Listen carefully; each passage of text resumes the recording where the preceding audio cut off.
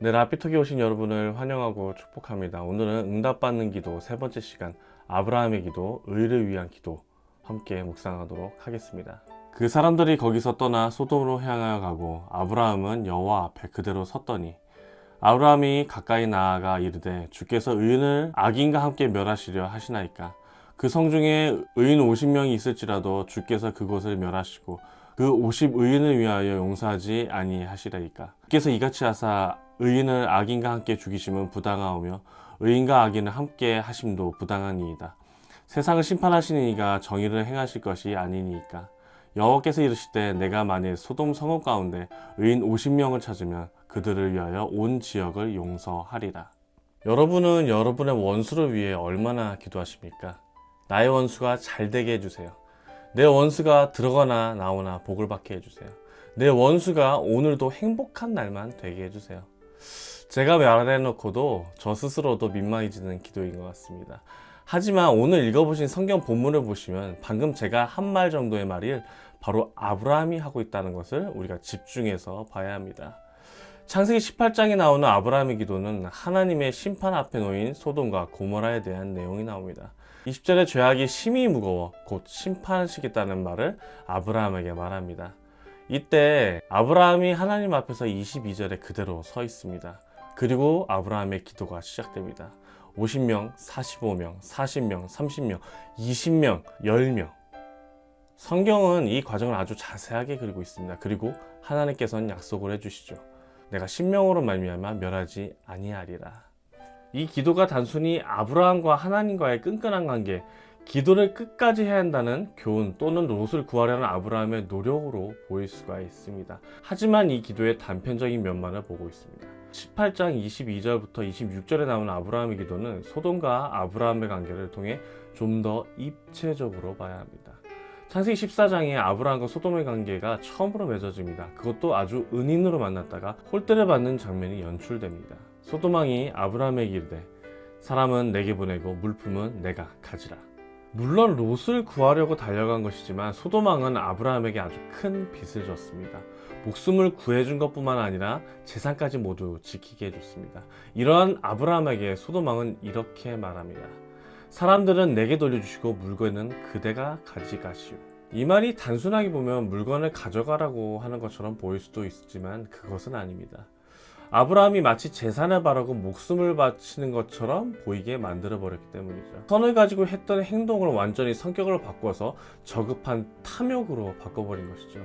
이에 대해 아브라함은 확실하게 선을 긋습니다.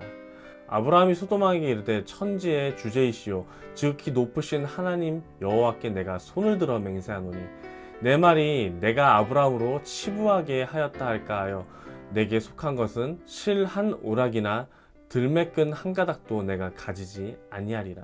이걸 표준세번역으로 보면 그러므로 그대는 그대 덕분에 아브라함이 부자가 되었다고는 절대로 말할 수 없을 것입니다 라고 나옵니다. 소돔 왕의 의도가 확실하게 보이죠. 목숨을 걸고 의를 위해 싸웠던 아브라함, 그것을 호도하여 재물을 탐한 사람으로 보이게끔 만든 소돔 왕, 이 둘의 관계는 결코 사이가 좋을 수가 없을 것입니다.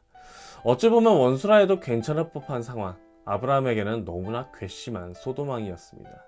그리고 바로 오늘 본문, 아브라함은 하나님께 그 소돔에게 심판이 임할 것이라고 듣게 됩니다. 거기에 만약 저였으면 하나님의 앞을 먹지 않고 어서 가서 나의 억울함을 풀어주십시오 했을 것입니다. 하지만 아브라함은 정반대로 거기서 하나님의 정의로움까지 말합니다. 주께서 이같이 하사 의인을 악인과 함께 죽이심은 부당하오며 의인과 악인을 같이 하심도 부당하니이다. 세상을 심판하시는 이가 정의를 행할 것이 아니니까. 아브라함과 소돔은 분명 자신과 악연이 있는 곳입니다. 그리고 그곳은 이미 하나님의 악이 거하는 곳이라고 낙인이 찍혀 있습니다. 그 누구도 아브라함이 18장의 기도를 하지 않았다고 해서 뭐라 하지 않을 상황입니다. 하지만 아브라함은 기도합니다. 바로 이것이 응답받는 기도 세 번째, 의를 위한 기도입니다. 아브라함의 기도 속에는 결코 롯이 등장하지 않습니다. 단순히 악인과 의인 이 두 사람을 구분합니다. 롯을 구해주소서가 아니라 그곳에 있을 50인 마지막에 10인을 위해서 기도합니다. 그리고 그 심판을 유보해 줄 것을 간청합니다.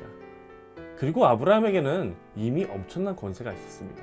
너를 축복하는 자에게 내가 복을 내리고 너를 저주하는 자에게 내가 저주를 하리니 땅의 모든 족속이 너로 말미암아 복을 얻을 것이라 하신지라. 소돔왕의 처사는 이미 저주하는 자의 입장입니다. 하나님의 말씀에 따라 그들은 어차피 저주받을 상황이었습니다. 하지만 아브라함은 그 권세를 그런 식으로 쓰지 않습니다. 아브라함은 이 말이 주는 의미를 분명히 알았던 거죠. 땅의 모든 족속이 너로 말미암아 복을 얻을 것이라. 우리의 기도는 지금 어떠한가요? 우리의 기도는 지금 어떤 방향으로 가고 있습니까? 바쁜 현 시대를 살아가면서 기도하는 시간이 점점 많이 짧아지고 있다는 생각을 합니다. 그 짧은 시간을 내어 기도하면서 여러분은 무엇을 위해 기도하나요?